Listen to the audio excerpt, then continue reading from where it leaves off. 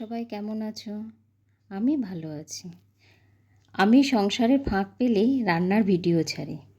কিন্তু আজ একটা একদম অন্য রকমের ভিডিও এনেছি তোমাদের কাছে। এটা শুরু করেছিলাম আজ থেকে প্রায় 5 বছর আগে।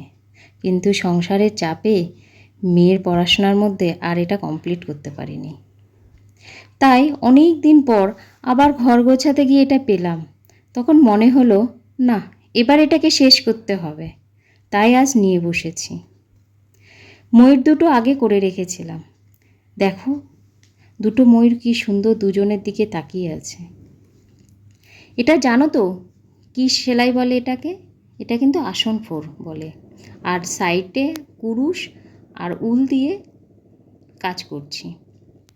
এখনকার ছেলেমেয়েরা এগুলো সেলাই জানেই না, কিন্তু আমাদের সময় ছোটোবেলাতে এগুলো স্কুল থেকেই শেখানো হতো আমাদেরকে। আমরা কত মজা করে এগুলো বানাতাম। ছোটোবেলা থেকেই হাতের কাজ করতে ভীষণ ভালোবাসি।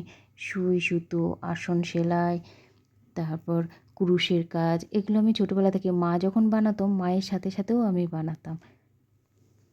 এগুলোর মাঝে যখন একটু মন খারাপ হয় তখন টুকটাক একটু লেখালেখিও করি। আমরা তো গৃহবধূ, সবার চোখে আমাদের অনেক সময়। যাই হোক, তোমাদের সাথে অনেক বকবক করে ফেললাম। আর না, তোমাদের যদি ভালো লাগে তাহলে প্লিজ লাইক, শেয়ার এবং কমেন্ট করো।